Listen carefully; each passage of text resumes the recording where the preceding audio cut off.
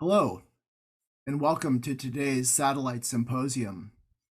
I'm Richard Kloos. I'm the Executive Medical Director at Veracyte, and today's symposium is entitled Afirma Genomic Sequencing Classifier and Xpression Atlas.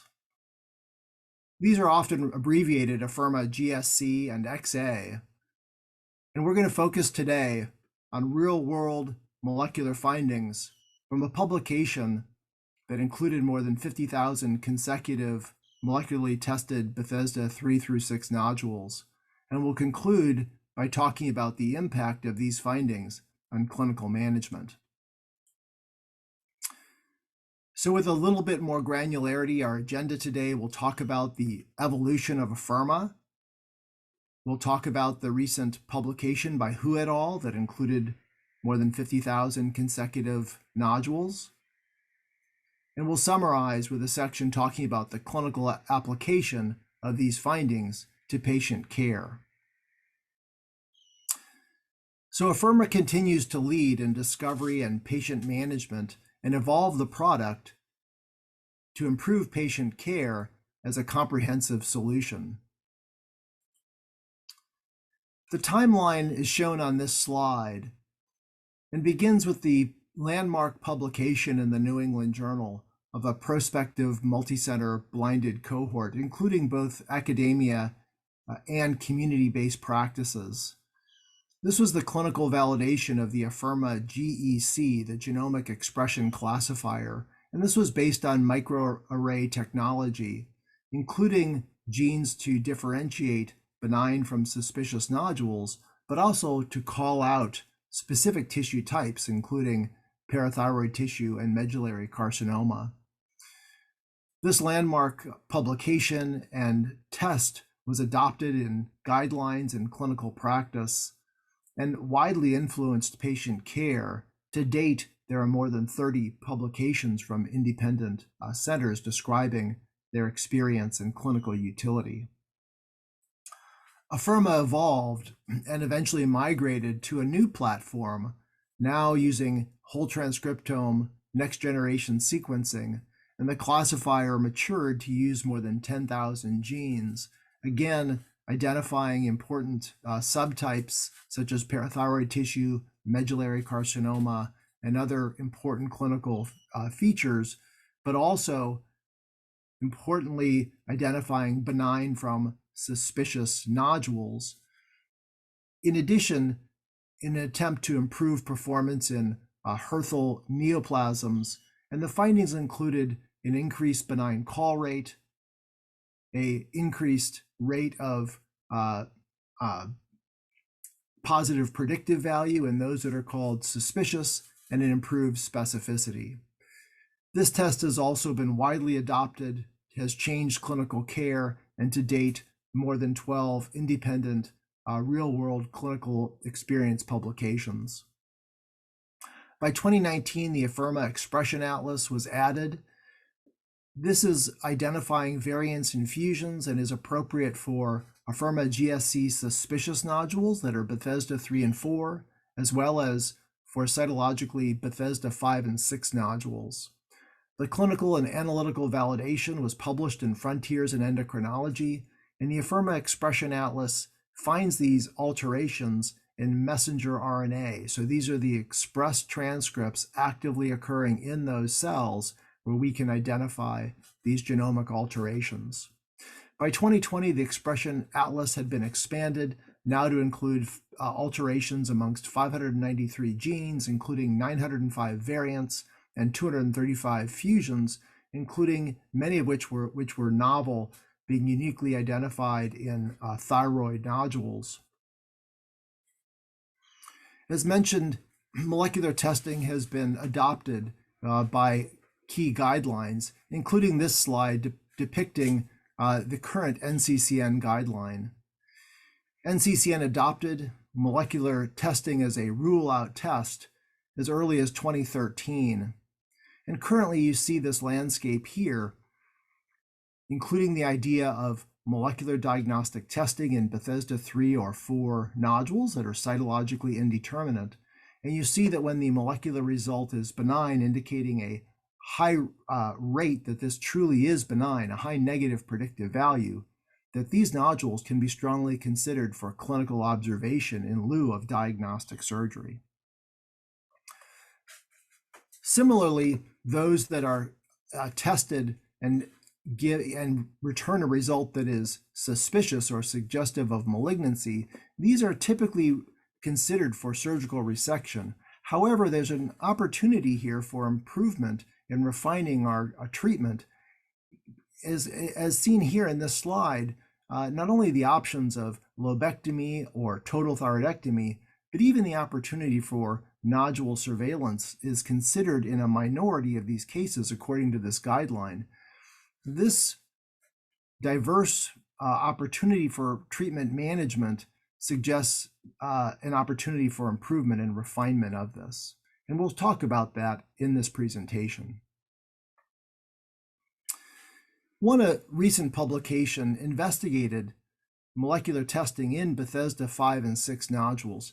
This was a non-randomized trial, but the authors wanted to understand whether molecular testing in Bethesda V and VI nodules could improve patient care.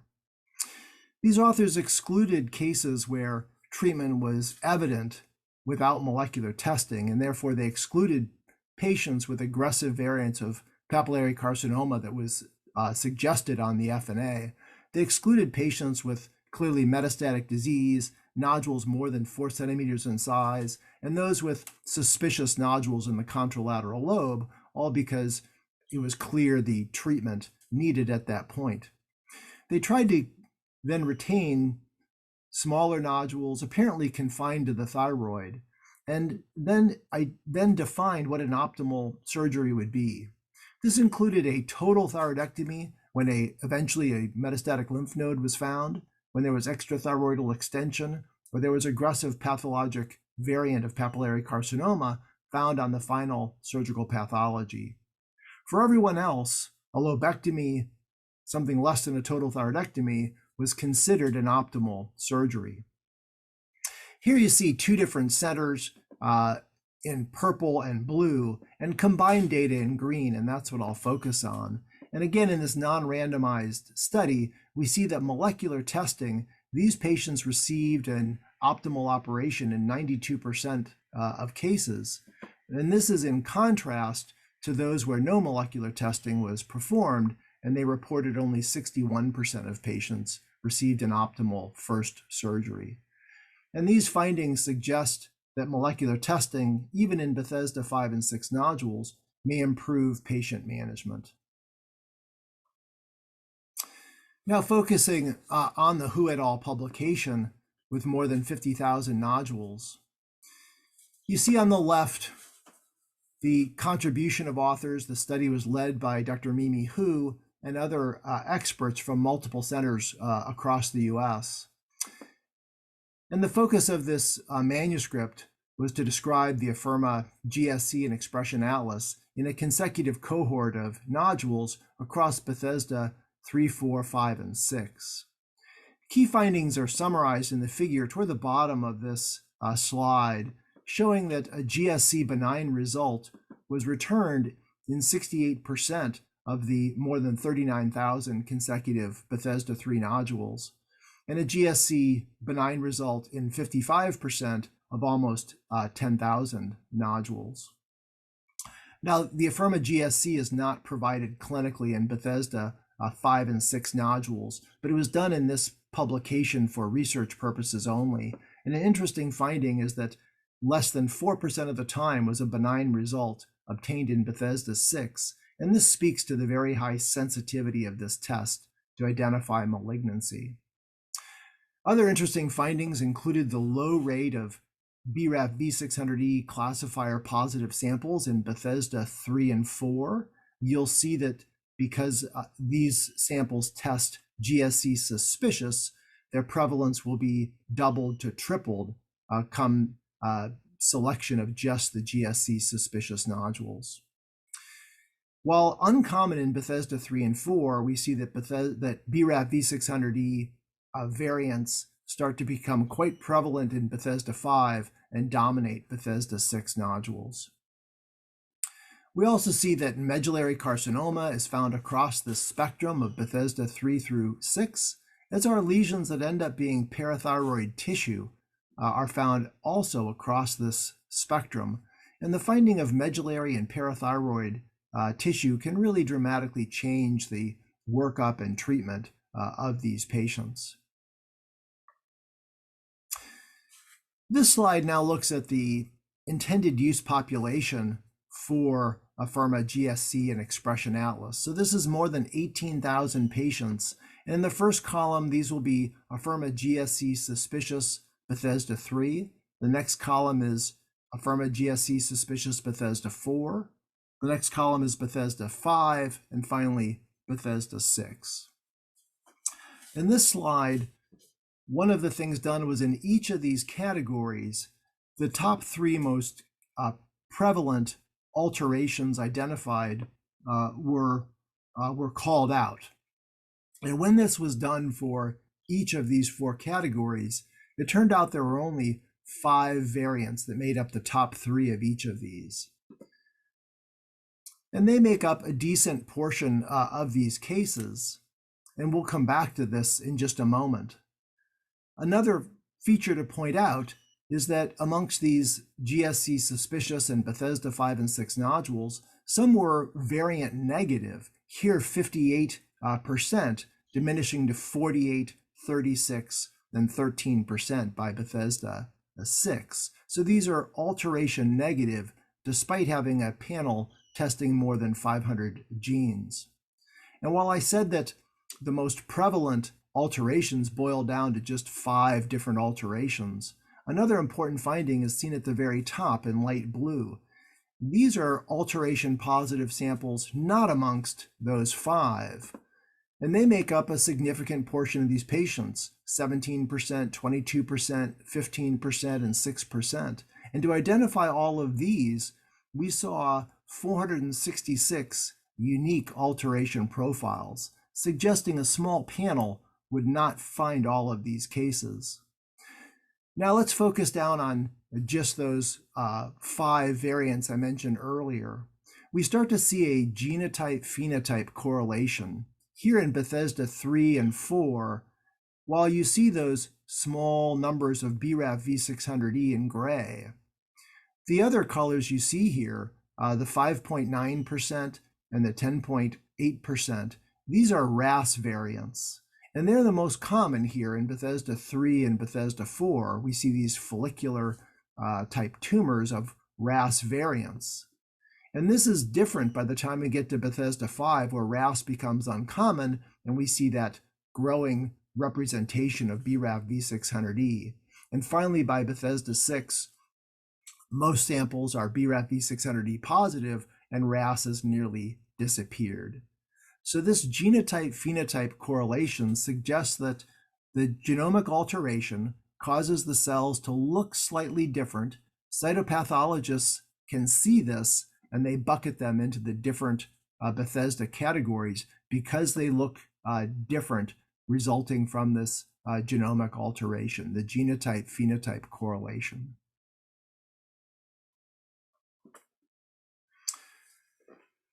Interesting findings in just since 2018, moving away from just positive predictive value and risk of cancer, has been the idea of targeted therapies. And by 2018, we saw the FDA approve an NTRK inhibitor, and this was quite interesting because it's more tissue agnostic. This is for solid tumors, adults and pediatric, who would benefit from a systemic therapy because they're refractory to other treatments.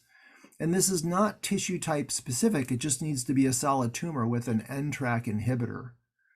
Very interesting compared to historical times when drugs were approved based on the cancer type. Here we're seeing an approval based on the molecular type. So the first was approved in November of 2018 and followed not much later by August of 2019 with a second NTRK inhibitor, quite similar for indication. Again, a solid tumor with an NTRK fusion. And during the middle of the pandemic, we saw in 2020, the FDA approve 2 RET inhibitors. Now, these are for thyroid cancer with a RET mutation or a RET fusion. So we see RET mutations classically in medullary carcinoma and fusions in more typical papillary carcinoma. And amongst this cohort of over 50,000 samples, we looked for these fusions and others, classic receptor tyrosine kinase fusions of ALK, BRAF, NTRK1, NTRK3, and RET fusions. And we see that we identify these RET fusion, all of these fusions across Bethesda 3, 4, 5, and 6. We see only 1% in Bethesda 3 rising to 2% in Bethesda 4 and a peak in Bethesda 5, again suggesting some genotype-phenotype correlation, and finally 6% amongst malignant samples. And while they're prevalent, while they're found in each of these Bethesda categories, the fusions identified actually were 132 unique fusion pairs to identify all of these, again suggesting that a small fusion panel would miss many of them, and accounting for the reason why the Xpression atlas includes 235 fusion pairs. We also looked at the molecular landscape of medullary classifier positive samples. This is a cohort of 152 such cases, and the Xpression atlas data is shown in this figure. Now, RET variants are identified both in sporadic and inherited forms of medullary carcinoma, and the Xpression atlas does not differentiate those. But here you see that 51% of these cases have a RET variant identified. And this is important not only because of the potential for an inherited syndrome, but also because of the targeted therapies that I just mentioned.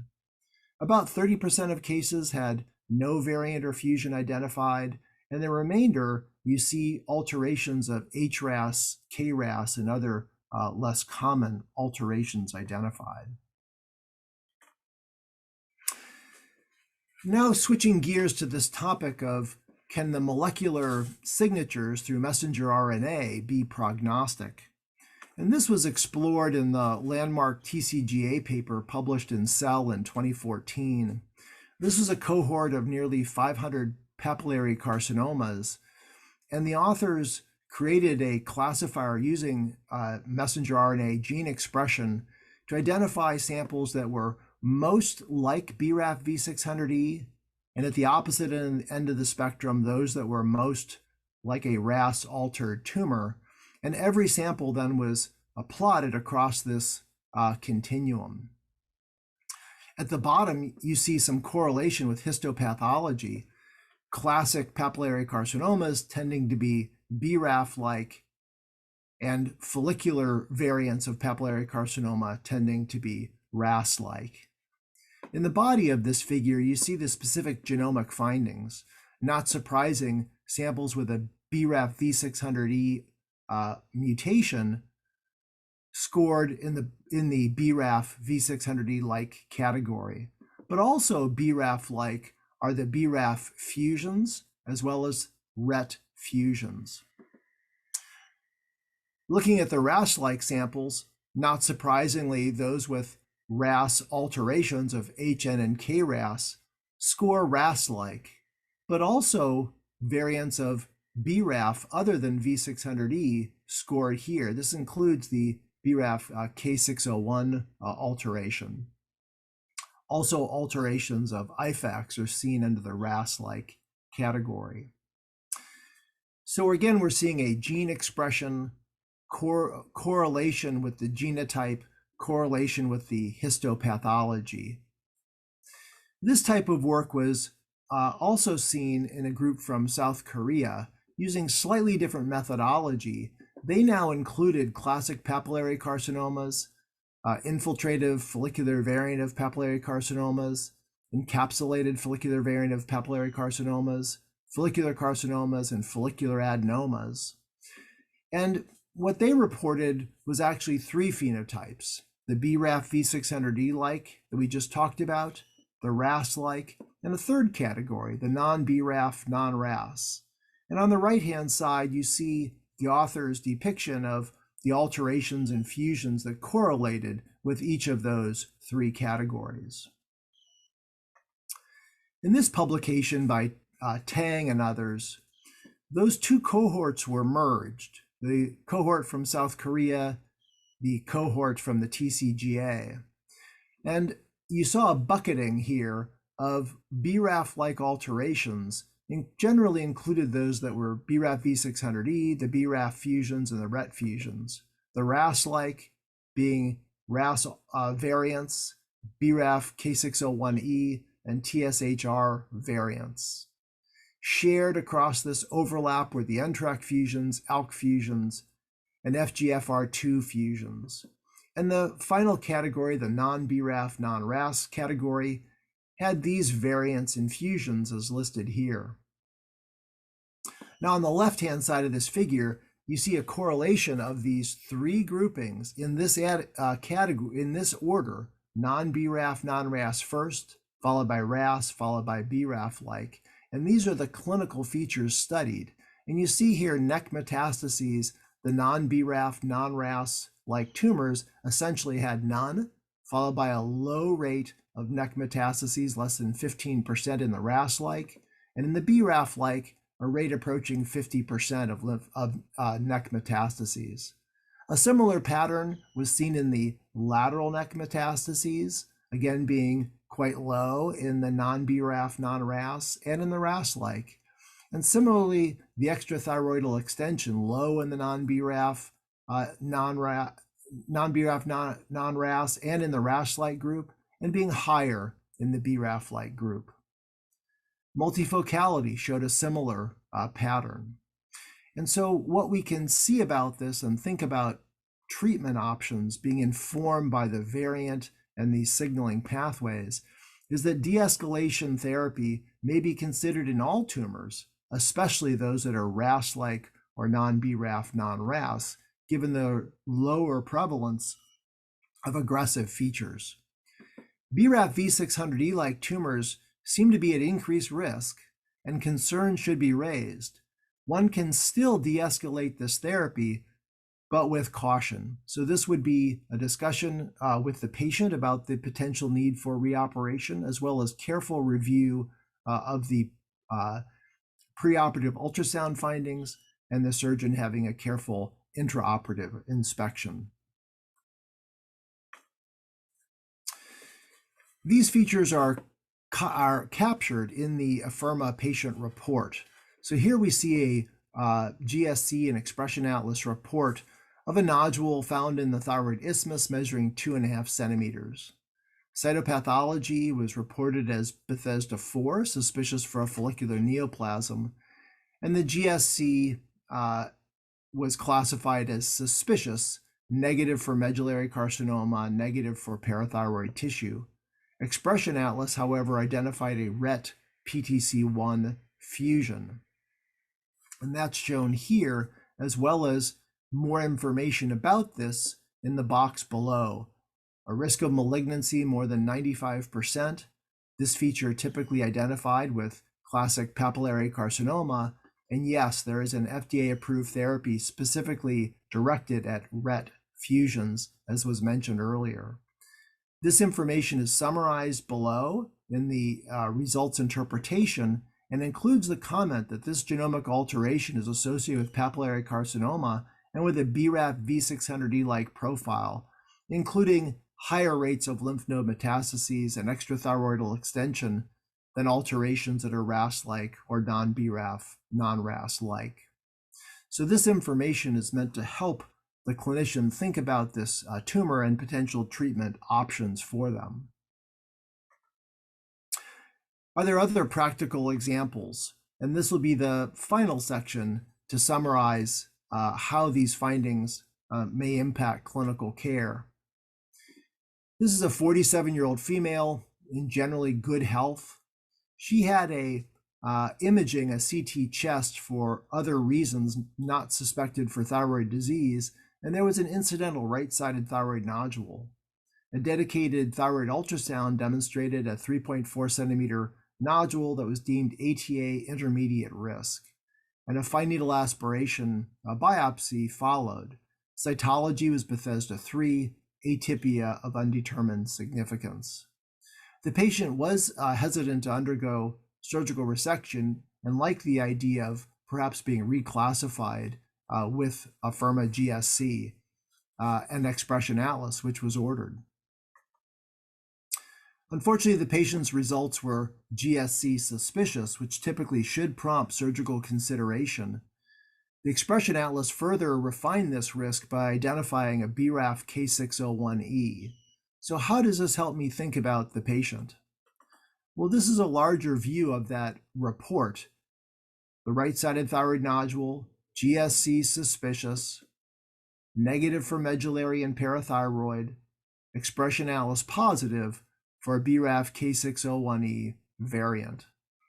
This has a risk of malignancy of approximately 50%. It's typically a follicular type neoplasm, an adenoma, NIFT-P, follicular variant of papillary carcinoma, and less commonly follicular thyroid cancer. Regarding approved therapies, there's no alteration specific therapy approved for K601E. This information is summarized again in the results interpretation, including telling us that this has a RAS-like profile, including rates of lymph node metastases and extrathyroidal extension that are lower than the BRAF V600E-like neoplasms, but higher than the non-BRAF non-RAS.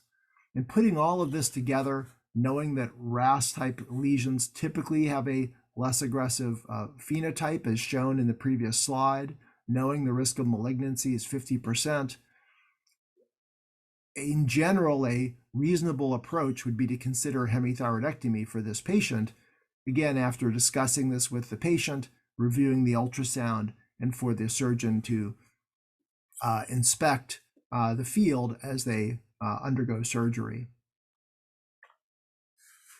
This patient underwent a right hemithyroidectomy. Surgical pathology revealed a 3.4 centimeter follicular variant of papillary carcinoma. There was no malignant lymph nodes identified. The patient and physician elected no completion thyroidectomy, no radioactive iodine, and the patient does well without complications or recurrence. This slide summarizes the clinical flow and use of molecular testing. So when a thyroid nodule is identified on physical examination, or as we're seeing more commonly now with incidental finding on imaging, we review that ultrasound carefully and consider criteria that would warrant FNA biopsy. When a biopsy is indicated, cytology is collected, as well as appropriate collection for molecular testing. And with Afirma, this is a specific dedicated tube and shipping container that is provided. For Bethesda III and IV nodules, the Afirma GSC is appropriate and does the heavy lifting here, able to call out almost 2/3 of patients as a molecularly benign so that they can strongly be considered for clinical observation, again, using clinical judgment.